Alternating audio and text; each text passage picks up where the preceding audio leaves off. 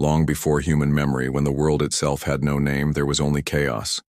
This wasn't disorder or confusion, but something far more profound, a deep, silent, and endless void.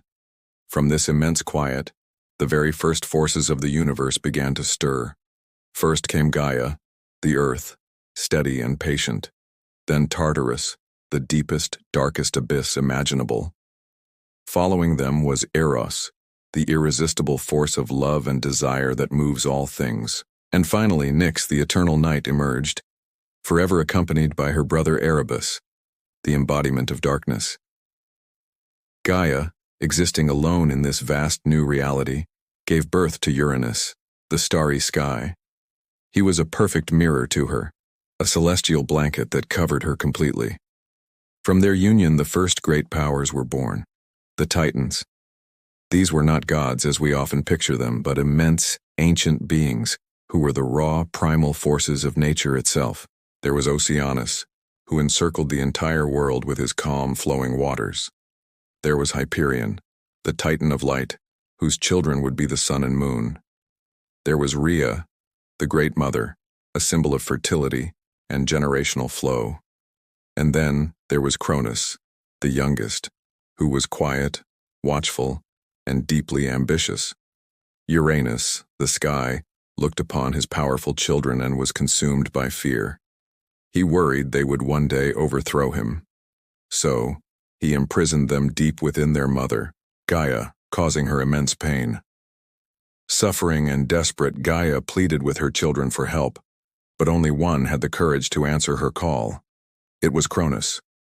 With a single, decisive act of rebellion, Cronus overthrew his father and seized power for himself. This marked the beginning of the Age of the Titans, a legendary golden era where the world moved at a slow, balanced, and harmonious rhythm. But a shadow hung over this golden age. Cronus lived in constant fear. A prophecy had been given to him, one that foretold he would suffer the same fate as his father. One of his own children would one day rise up and depose him. Determined to escape this destiny, Cronus devised a terrible plan.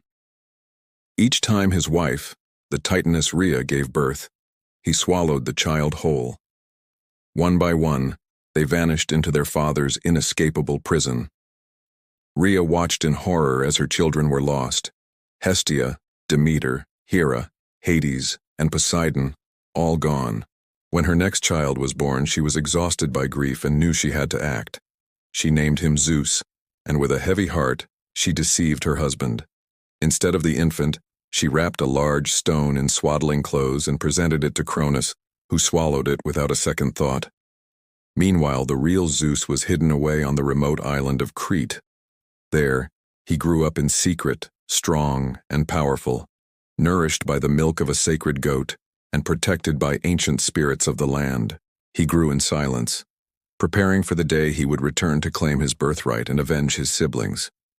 When the time was finally right, Zeus returned, no longer a helpless infant, but a mighty god in his prime.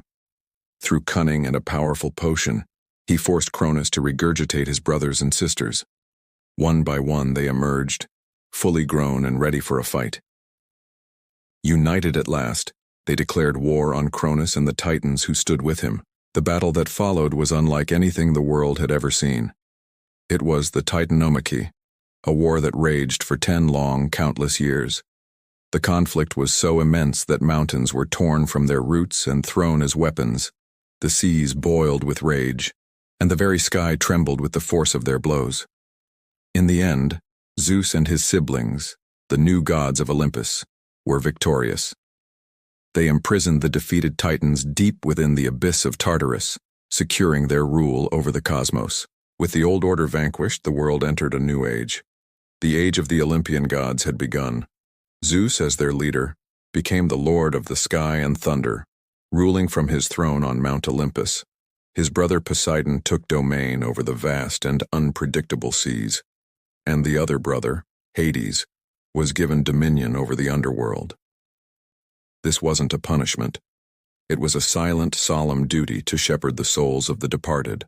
The sisters also took their rightful places. Hera became the queen of the gods and the protector of marriage and family. Demeter watched over the harvest and the fertility of the earth, ensuring the world would have food, and Hestia became the gentle goddess of the hearth and home, the symbol of warmth and sanctuary. Over time, the Olympian family grew. A new generation of gods emerged, each one representing a different facet of human life in the world. Athena, the goddess of wisdom and strategy, was born fully formed from the mind of Zeus himself.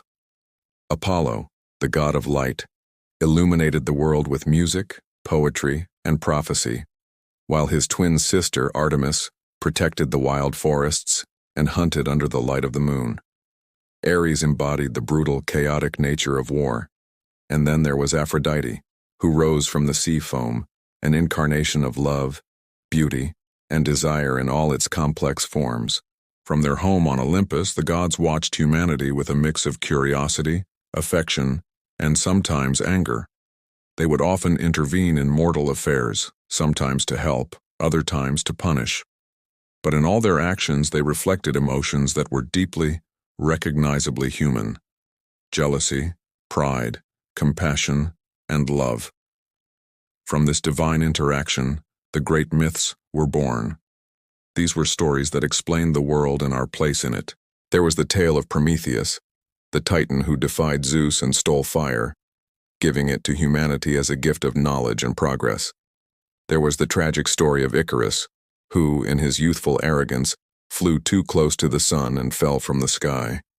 And there was the myth of Persephone, who divided her time between the world of the living and the underworld, her journey explaining the changing of the seasons. And of course, there were the heroes. These were remarkable mortals, often born from the union of gods and humans who stood between the two worlds. Heracles, driven by immense strength and a need for redemption, completed 12 seemingly impossible labors. Perseus, with courage and cleverness, faced the monstrous Medusa and won. And Theseus bravely navigated the twisting labyrinth to defeat the fearsome Minotaur. Each of these stories was a quiet lesson about our own limits, the choices we make, and the consequences that follow. As countless centuries passed, the world changed. Humanity grew, and the direct presence of the gods began to slowly withdraw. They didn't vanish or die, but their time of direct intervention faded into legend. What remained, however, was something just as powerful: their stories. These tales were passed down from generation to generation, from voice to voice, becoming echoes of a time when myths explained everything, from the rising of the sun to the depths of the human heart. And so even today, when night falls and a deep silence takes over the world, the stories of Greek mythology remain vibrantly alive, not as a dusty list of battles or ancient names, but as a calm, flowing river of timeless tales. They are gentle reminders that since the very beginning, our universe has always been made of stories, just waiting to be told.